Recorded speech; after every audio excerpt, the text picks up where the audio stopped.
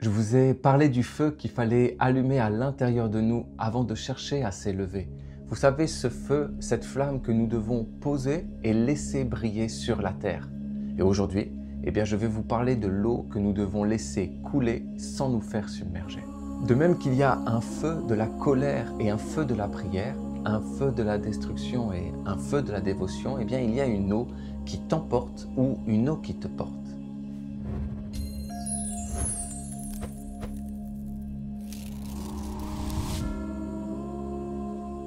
Notre existence est une mer et il y a des vagues qui nous submergent et d'autres qui nous portent et nous emmènent de l'autre côté de la mer. Et c'est un long voyage où chaque vague est une épreuve, une expérience, mais aussi une force si nous savons la prendre. Parce qu'il y a des vagues qui te ramèneront toujours en arrière, il y a des vagues qui te porteront en avant.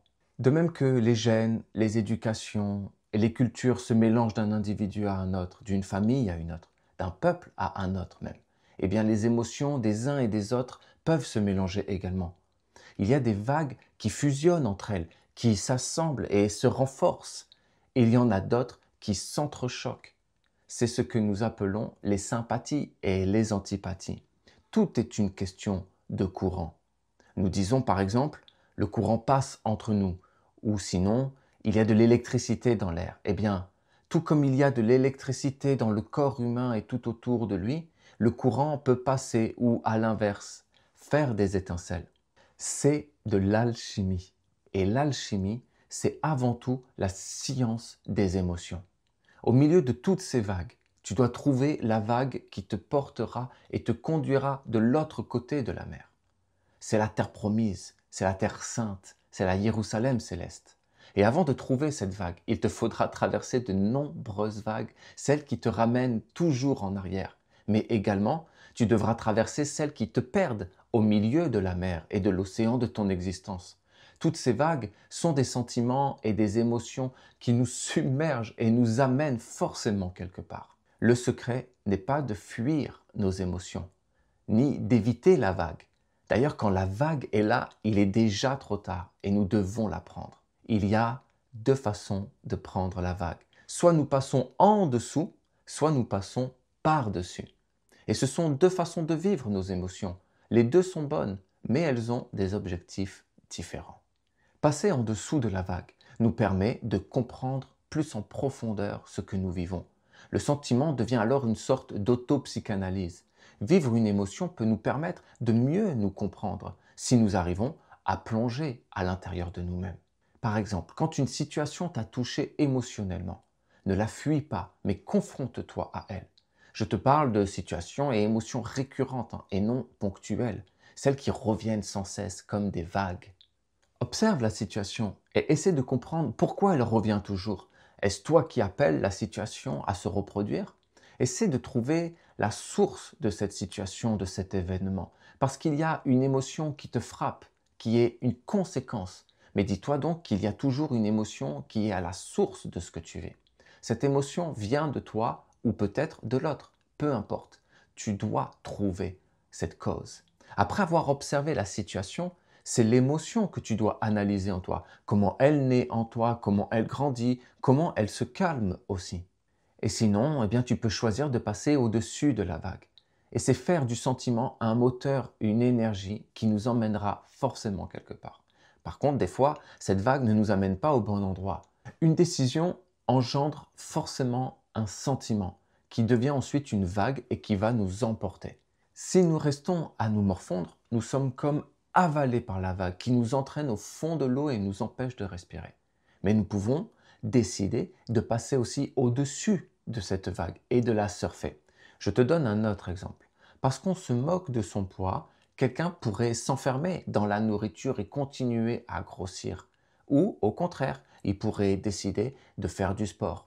Tu vois que l'événement, la situation est une seule et même vague, mais elle peut soit t'emporter dans l'océan et dans les profondeurs ou au contraire, elle peut être un moteur et une énergie pour que tu puisses transformer ta vie. Ce n'est donc pas la vague en elle-même, la situation ou l'événement qui est un problème, c'est comment nous allons prendre cette vague, comment nous allons prendre cet événement. Si l'émotion que tu ressens est une vague, Tu peux comprendre qu'il y a alors des émotions qui te ramènent en arrière et te font revivre toujours les mêmes situations. Et il y a d'autres émotions qui, au contraire, vont te pousser en avant, te motiver et te donner de la force pour grandir. Oublie le concept de bonnes et mauvaises émotions. Les émotions sont neutres. La tristesse peut être bénéfique et la joie mauvaise.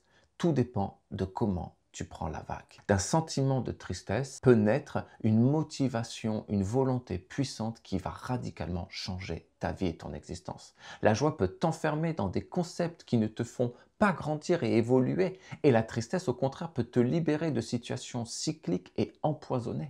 Nous devons faire attention à ces enseignements qui nous culpabilisent sans cesse en nous faisant croire qu'il faut toujours être dans la joie. En même temps, je ne te dis pas que tu dois chercher à être triste. Je dis tout simplement que les émotions sont des vagues et que c'est tout un art de prendre les vagues. Maintenant, allons un tout petit peu plus loin. Nous devons traverser les vagues qui nous ramènent en arrière. C'est-à-dire que nous devons souvent les passer, mais par en dessous. Nous devons les traverser, être à soi-même notre propre psychologue, prendre du recul et nous observer comme si nous observions une autre personne. Et nous devons prendre les vagues qui, elles, vont nous amener en avant, c'est-à-dire que nous devons passer au-dessus. Mais attention, pas toutes les vagues sont bonnes à prendre. Il faut le sentir comme un sixième sens, le sens des surfeurs. Après avoir traversé les vagues qui nous ramènent en arrière, nous nous retrouvons comme au milieu de la mer, comme assis sur notre planche de surf à attendre la vague, la bonne vague, celle qui va nous conduire. Combien de fois ai-je entendu « personne ne m'influence » ou « il se fait influencer par telle ou telle personne, par telle situation ». Mais je vais vous donner un grand secret, vraiment un très grand secret. Ne cherchez pas à ne pas être influencé. Bien au contraire, soyez influencé. Par contre, choisissez votre influence, choisissez votre exemple, choisissez la vague que vous voulez surfer et surfez-la bien.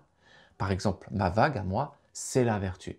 Certains choisiront peut-être la vague de Nazareth, Moïse qui a ouvert la mer, Jésus qui a marché sur l'eau, Marie qui a foulé le serpent, sont des surfeurs. Celui qui ne veut pas être influencé attend inlassablement une vague qui n'arrivera jamais. Il passera alors sa vie à rêver. Ce n'est pas parce que nous avons traversé les vagues qui nous ramènent toujours en arrière que le travail est terminé. Bien au contraire, nous avons fait que la moitié du chemin. Et puis, pas toutes les vagues sont bonnes à prendre. Même si nous avons traversé les vagues qui nous ramènent toujours en arrière ou à chercher à revivre sans cesse notre passé, eh bien nous pouvons prendre une vague qui nous conduira dans des voies sans issue et qui va nous perdre. Ta vague n'est pas ma vague. Nous avons chacun de nous nos propres vagues à surfer. C'est pour ça qu'il arrive que nous prenions des décisions qui en vérité n'étaient pas vraiment les nôtres. Ce n'étaient pas les meilleures décisions à prendre. Et c'est pour cela aussi que le plus important, c'est d'être capable de ressentir les vagues. Et il y a 3 questions fondamentales que nous devons sans cesse nous poser. Est-ce ma vague ou la vague d'un autre? Dois-je la prendre ou la laisser passer? Et si c'est ma vague, dois-je la prendre par en dessous ou par au-dessus? La science des vagues, c'est la science des émotions. C'est de l'alchimie. Mais tout cela, nous en parlerons et nous l'étudierons plus en profondeur avec des méthodes pratiques lors de mon séminaire sur l'alchimie intérieure qui aura lieu du 11 au 14 septembre en Bretagne.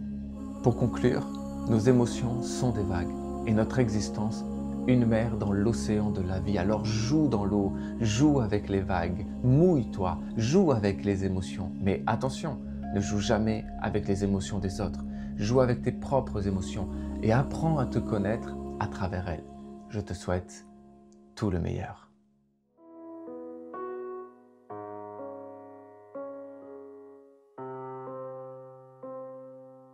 Par Saint Jean le caché, la lumière et l'enseignement qui cheminent.